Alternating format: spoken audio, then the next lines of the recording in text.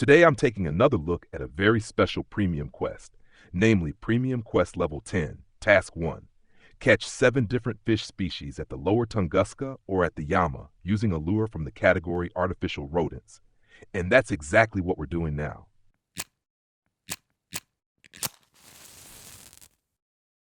So, straight to the Yama. It's early morning and I head off immediately simply to one of the good, well-known classic spots.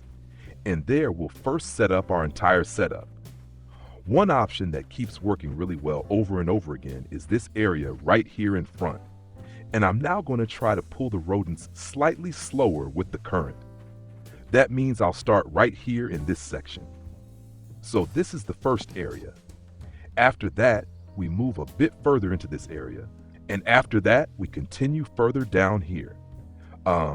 As I said, this is a zone that keeps working pretty well, especially here in this section, where you have these deep spots much closer to the bank. So this works really well, both here and also here.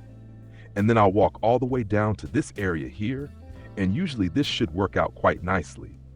If these spots don't work, the first alternative for me is this area here again. So then this whole section gets cast out, and of course the classic spots, once here in this area, and once here in this area. And then you've basically already covered all the most important spots on the Yama. And how to approach this? Well, we'll just take a look at that now.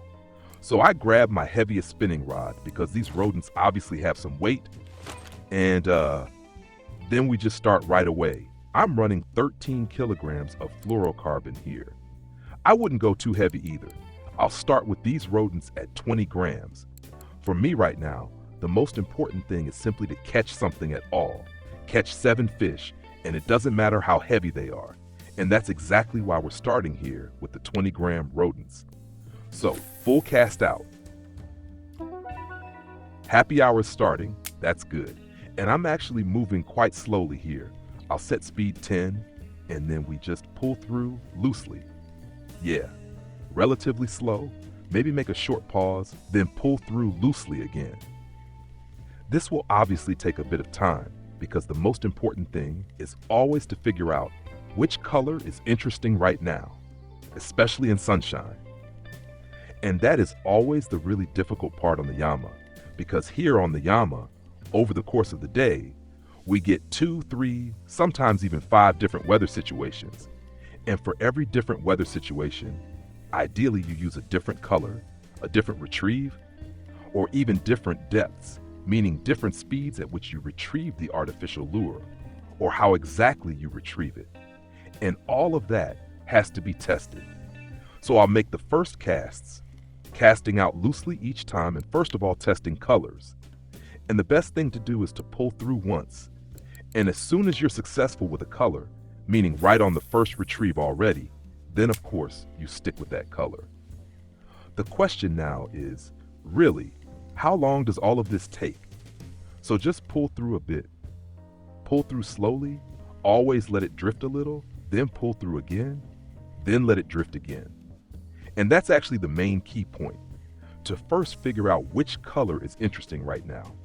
And there's the first one on, yes, and a proper one too with momentum. I honestly didn't expect that, but I actually expected that color. Very nice, a Dolly Varden char, perfect. 2.6 kilograms, that's good. Yes, why did I expect that color? There is information saying that in sunshine, in very clear weather with lots of sunlight, you should use natural colors if possible. And that's why I immediately switched to brown as my next choice. And yes, the brown color actually delivered first, the small brown mouse. Of course, with these rodents, we don't have that many different colors. If we were fishing with artificial lures here, we'd also have spinner colors like red, blue, or silver, or gold. And especially in such clear weather conditions with lots of sunshine, colors that are more natural are usually the ones that work best. After all, what we're doing here is imitating a fish, or in this case, an artificial rodent. So natural colors are usually the way to go. In this case, I was running speed 50 with a small interval. Yes, that worked again. So speed 50, shift, and then a small twitch. So one turn, then a slightly longer pause, and that caused another bite. That's good. So we'll stick with that for now. And the bites are also happening more in this area. That's something you always have to remember as well. Where exactly does the bite happen? In which zone does the bite occur? And then of course we cast in front of that zone because the whole thing first drifts through and we also reel through it. And we know that the fish first spawns, then swims toward the lure. That means if we know the fish always bites here in this zone, we naturally cast ahead of it because the fish might be triggered there. And by the time it reaches the lure, it always ends up right here in this zone. That's obvious. So accordingly, we always have to cast a bit further ahead to get the same result again. So with the knowledge that the brown mouse at 20 grams works, I'll pull through again. And theoretically, we could already start moving on. If I cast several more times here and only catch the same fish species on this lure, then of course we move on and look for other spots that also were with this lure. And there's the next small fish. Very nice. Yeah, I've now walked about 5 meters forward twice. We already have Dolly Varden, so I always just walk a short distance, then pull through loosely again. Always interval based, 2 or 3 turns, let it drift a bit, reel a bit, let it drift again. Yes, and the next fish. That was now triggered within the interval, but it's again Dolly Varden. So cast out, then twitch, twitch, twitch, twitch, then make the pause. Turn, turn, turn, turn, pause again, really step by step. And I just pay attention to how the lure moves in the water and whether it actually looks like a rodent in the water. If you've ever seen that in real life, rodents obviously try to get out of the water, and they swim quite fast, basically pulling straight through. And what we simulate here is a rodent that suddenly has a weakness moment. So it pulls through, and suddenly it gets weak, and then it only drifts a bit. And that's when the predator thinks immediately, oh yes, that's easy prey, we'll take that. Oh wow, that took quite a while, and the Masu salmon went in. Very nice, man. Yeah, we just had another weather change. It's now slightly cloudy. I switched down to the mouse in black gray, and I've now pulled it through here at least the 4th time, with different movements, different retrieves, but mostly with shift, speed 50, then 1 or 2 turns, then let it drift again. That usually works really well. So just pull through loosely, move the lure a bit, then pause again, then let it drift again. And here as well, I'll walk a bit further again in a moment. The big question is always, what do you actually catch on these rodents? And yes, as mentioned, things like the Masu salmon and basically all salmon species work really well. And what we can catch at the Tunguska, we'll theoretically continue with that shortly. At the Tunguska, we can then also go in the direction of Lanak. That means if we don't get a Lanak here shortly, I'll head straight to the lower Tunguska. Especially now as it's about to get dark, we'll use the time. At night, spinning here at the Yama isn't all that interesting, so we'll use the night phase to already walk to the right spot at the Tunguska. And then we'll continue there, again with the small 20-gram rodents. And there I'll obviously look for Lanak, maybe pink salmon, maybe a northern pike, or even a trout. I'm curious to see what else will bite. So that's how things look right now. In 20 minutes, with the rodent only a few fish, but it's enough. I now already have 1, 2, 3 different fish species out of the 7 required. That means we still definitely need Lanak, we need a northern pike, ideally a pink salmon. Maybe a char will go in, or even a taimen. And we'll test that shortly at the Tunguska. Yes, of course, I'll keep pulling through here until around 23 o'clock. So until 23 o'clock, we keep testing at the Yama, and then the switch happens, and a Kamchatka rainbow trout goes in. Also here on black gray. So quickly cast out again. That was right here at this spot, in this area. So pull through again immediately, and I'll also walk a bit further, right up to the tip here. Let's see if we can make it. Until 23 o'clock, then the night phase starts. And during the night phase, we head to the Tunguska. Yeah, I'm walking to the spot here at the Tunguska right now. And since we're already here, we'll of course take a quick look at the special shop. So here we have all the rodents in the different versions, and then each one also in the different sizes. So the first two versions, those are the ones you can easily buy. That is absolutely enough. So the mice in size 20 and 35, and then later on the chipmunk in 30 and 45, and the squirrel in 30 and 45. Those sizes are the ones that are actually worth it. The really large ones are extremely rare in the records. They do show up occasionally when you're specifically fishing for timing, but when you're fishing for that, you can of course also check what's currently working really well, and then just get the right lure if you're still missing it. So you really don't need to buy all the big 60-gram rodents. All right, I'm basically at the spot now, and experienced anglers will of course immediately know where I am here. So the fallen tree here at the Tunguska, and I'm in an area where you can fish exceptionally well with the simple bias setup with spinners and topwater lures, because here we regularly find trout, linock, pink salmon, grayling, and so on and so on. So a very wide variety of different fish, and the nice thing is we have the option to retrieve with the current or against the current to add some variation to the retrieve. Very important here is this area for casting. Later on, we'll go down here into this section because this area is also always very interesting for linock. And then we continue over here into this area. Here too, northern pike can occasionally come in. And after that, I simply go down once more into this area and then straight down below the island, or rather here at the mouth. If none of that works, meaning if I still don't have all fish together by then I'll go over here again to the pier, the boat dock. You can always catch something there as well, at least something like a northern pike or another char. But I'm hoping that by then quite a few fish have already gone in. And I'm starting right now, directly in the night. Maybe I'll get lucky and a brown trout goes in here, or maybe even a char. And there goes the first one. Yes, let it drift slowly. So I first just let the lure drift, and I've now just started retrieving again at speed 11. So very nice and slow against the current, and bang, there's the first hit here in the night. That's already good, and it's a linock, just as desired. That's perfect. So linock again here on black gray, 20 grams. So cast out loosely again, let it drift a bit so that the line tightens nicely again, and then I'll just retrieve again right away, also at around speed 11. Why speed 11? First of all, the speed is just good. For example, it also works with Vicky rig when you want to do drifting fishing with the Vicky rig, although with the current. That fits quite well. And most importantly, down here, I again have a slight flicker on the action bar, and bang, the next bite, very nice. So I always pay attention to that. When I use artificial lures, they need to move properly. Wow, I really didn't expect that. Look at this, a grayling. That's excellent. That means we now only need one more fish for the task, and then the whole thing is done. So cast out loosely again, let it drift a bit. I'd say right now black gray is clearly the lure to go with, and that's already at 3 o'clock in the morning. That's really good.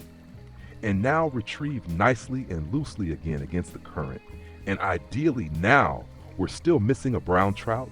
A northern pike could also go in, or a char, or possibly another pink salmon. All of those fish are absolutely possible to go in here in this area. Yeah, and like I just said, if they don't go in here, then I'll just head down to the boat dock and try to catch a northern pike there. But the spots I would normally go to, I'll of course show those again as well, and explain how and where to cast. Now, during the early morning hours, I'll of course keep retrieving here a bit longer, because if it's working this well at this spot, then of course we keep going. I'm also adjusting the speed a bit again. Right now at speed 12, the flicker is a bit better again. Maybe I'll go down slightly again after that. So always play around a bit with the speeds, also play around with the angles. Fishing means testing, testing, testing. I always say that. That's the be-all and end-all in fishing.